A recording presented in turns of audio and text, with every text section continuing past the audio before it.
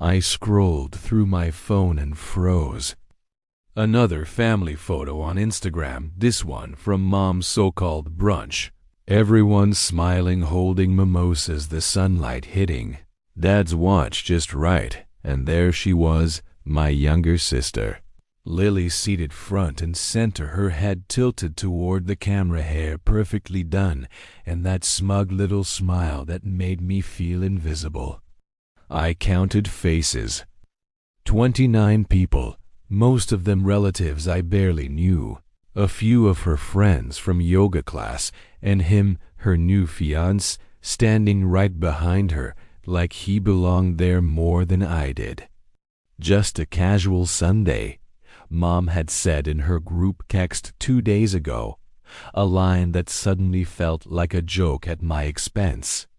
I saved the photo anyway, feeling the familiar hollow twist in my chest, the one I'd carried for years but never really named. Lily and I used to be inseparable. I thought we shared secrets, dreams, little conspiracies against our parents.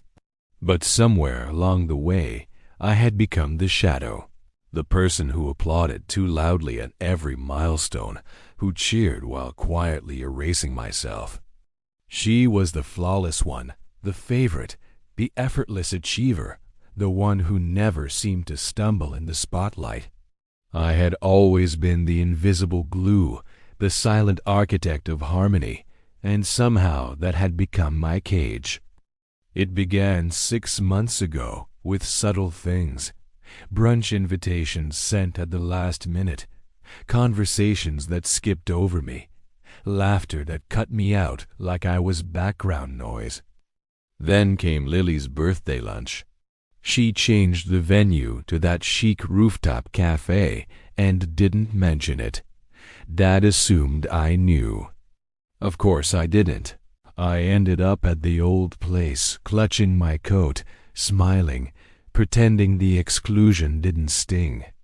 That night, I sat in my room with a glass of wine and a notebook, jotting everything down, piecing together a timeline of my own erasure.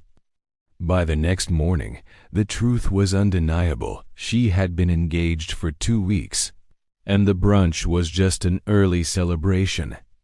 Everyone knew, everyone but me. I could have called, screamed, demanded explanations.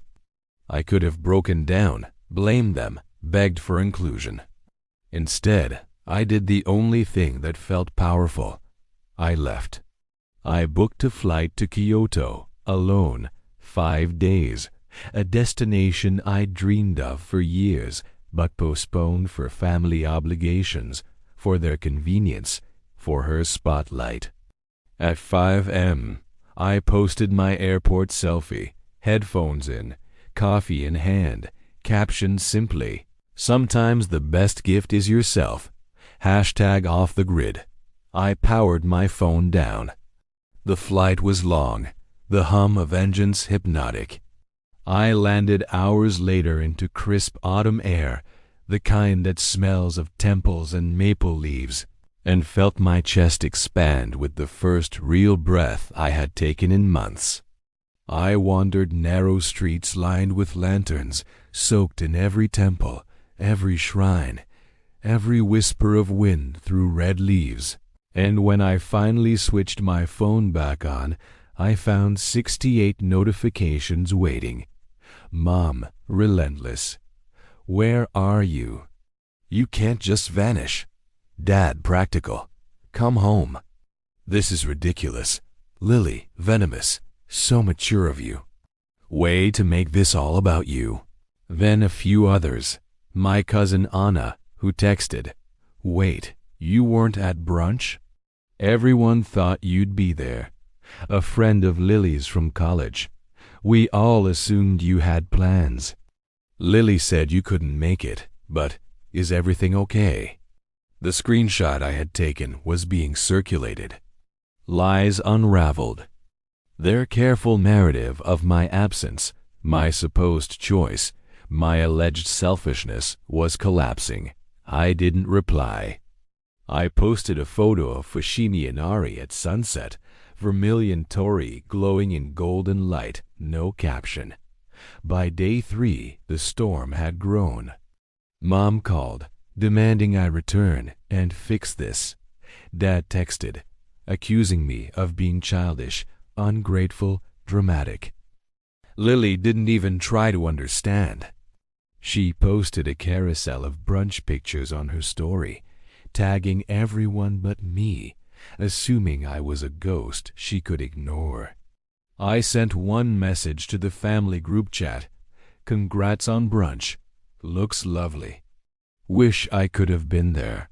Then I left the chat. Silence. But the ripples were visible through mutual friends. Messages, whispers, and awkward questions. Relatives asked my parents and Lily why I hadn't been there. Truth was leaking. They had excluded me, lied, and the lies were now exposed. And somewhere in Kyoto, beneath a crimson sunset streaking the sky behind the torii gates, I realized how free I felt. For years, I had minimized myself, dimmed my presence, swallowed my voice to elevate others. I had been a supporting character in everyone else's story, a cheerleader in my own life's sidelines. Not anymore. I let them chase their illusions without me, watched their narrative stumble, and stepped into my own. I returned home a few days later, quiet, composed, untouched by the chaos I knew was still unfolding. Mom called eventually, hesitant, awkward. Maybe we should have handled things differently, she said.